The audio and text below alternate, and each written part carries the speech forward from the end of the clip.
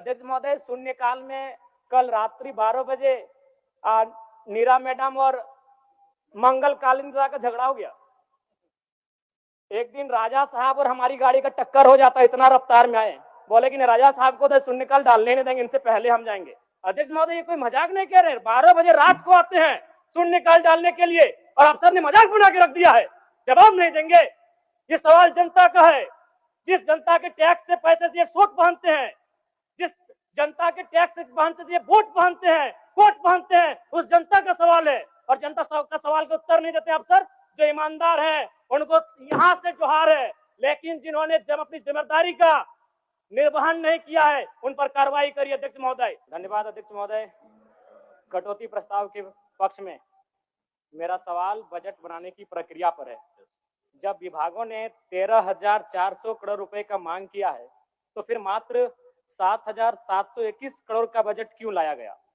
सबसे बड़ी बात, 8 महीना बीत जाने के बाद भी मात्र 42% राशि खर्च हो पाया है, तो फिर अनुपूरक बजट की आवश्यकता है क्यों? और कहीं ऐसा सच तो नहीं कि सरकार का खजाना खाली है? और यदि सरकार का खजाना खाली है तो सरकार राजस्व प्राप्त करने के लिए क्या कर रही है? अध्यक्ष महोदय, जमीन की रजिस्ट्री में करोड़ों अरबों का राजस्व हानि हो रहा है। किसी जमीन की कीमत यदि 1 करोड़ होता है तो कागज में दिखाया जाता है 25 लाख। सरकार को राजस्व मिलता है 25 लाख पर और काला धन का इस्तेमाल होता है 75 लाख पर। महोदय, अगर मेरी बात पर आपको संदेह है तो किसी भी इस राज्य में अगर किसी भी बड़ा भूखंड, एकड़ों का भूखंड अगर उसका खरीद बिक्री हुआ है तो आप उसकी एसीबी के माध्यम से जांच करवा ले, दूध का दूध और पानी का पानी हो जाएगा। और चोरी साफ नजर आया है। अध्यक्ष महोदय, कई आईएएस अधिकारी जेल की यात्रा कर चुके हैं। अध्यक्ष महोदय, मैं कोयलांचल से आता हूं और ईडी, जांच एजेंसी और तमाम न्यूज चैनल्स रिपोर्ट की मानी तो प्रत्येक दिन झारखंड राज्य में 1000 अवैध गाड़ियों का निकासी होता है।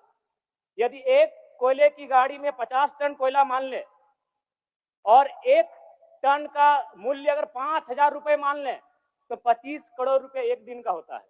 अगर 365 से गुना करते हैं तो 9,125 करोड़ रुपए होता है। अध्यक्ष महोदय, यानी लगभग 9,000 करोड़ रुपए, जो कि आपके अनुपूरक बजट से ज्यादा होता है।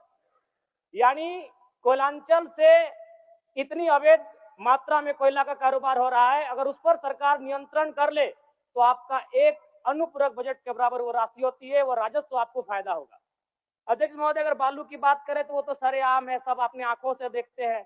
1-2 अधिकारी ईमानदार होंगे तो भाई उनको जोहार होगा। बाकी अगर कोई भी बालू ट्रैक्टर, विशेषकर ट्रैक्टर से बालू की ढुलाई होती है तो हमें लगता है एक बालू गाड़ी 3-4 थाना क्षेत्रों से पार होता है और कोई थाना प्रभारी ऐसा नहीं है जिसका मंथली पर महीने का इनकम 3 लाख से 5 लाख रुपए केवल अवैध बालू से हो रहा है।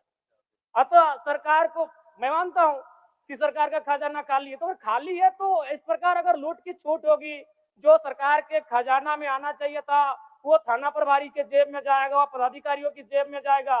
तो इसी प्रकार हम लोग छात्रों से कलेक्शन करेंगे। अध्यक्ष महोदय, अब इसको भी झूठ मत कहिएगा, अखबार में दिया था कि जैक ने 35% 10th और इंटर का शुल्क बढ़ाया। मैट्रिक का शुल्क था 980, शुल्क कर दिया गया 1180।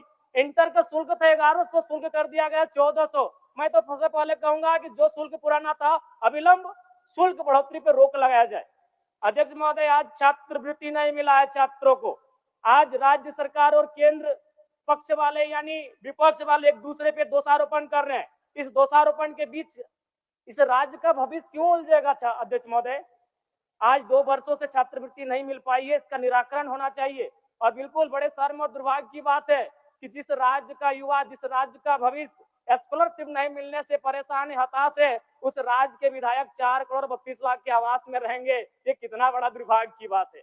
आज आंदोलनकारी लगातार अपनी आवाज को बुलंद कर रहे हैं, जिन्होंने अपने लहू से इस राज्य को सींचा, अपने खून से इस राज्य को बनाया, आज जो 3,500 का पेंशन प्राप्त कर रहे हैं, और जिस राज्य के मंत्री 6 करोड़ के आवास में रहेंगे और उस राज्य के आंदोलनकारी सम्मान नहीं पाएंगे जिन्होंने लहू से राज्य बनाया है, ये अभी दुर्भाग्य का विषय। अध्यक्ष महोदय, अध्यक्ष महोदय, चाहे मान्य सदस्य सबको एक्स्ट्रा टाइम मिला है, इसमें संक्षिप्त करिए आप। चलिए ठीक है। अध्यक्ष महोदय, बड़े सौभाग्य से हम 2 मंत्रियों के बीच में आते हैं। 32 और 34 दोनों साथ बैठे हैं, हमेशा यूं ही साथ बैठे, हमारी शुभकामनाएं। एक ही कुर्सी में बैठे हैं और दोनों के बीच हम आते हैं 33। एक बार भी मंत्री महोदय मेरे विधानसभा में गए नहीं। क्यों नहीं गए? योजना ही नहीं है, इनका दोष नहीं है। मेरे विधानसभा में कोई नई योजना, किसी के विधानसभा में मंत्री पद का कार्य क्या है? सिर्फ अपना विधानसभा नहीं होता है, कम से कम साल भर हो चुका है, एक विधानसभा तो इनको विजिट करना चाहिए था, अपने पड़ोस के जिले को तो विजिट करना चाहिए था। तो ये तो सच्चाई अध्यक्ष महोदय। दूसरी बात, आलिम फाजिल की परीक्षा जैक द्वारा संचालित होती है, किंतु वर्तमान में सहायक आचार्य की नियुक्ति में प्रमाण पत्र की वैधता को खत्म कर दिया गया है। और सबसे महत्वपूर्ण बात अध्यक्ष महोदय, जैसा कि अखबार के माध्यम से हम सभी ने पढ़ा कि विभाग सवालों का उत्तर नहीं दे रहा है।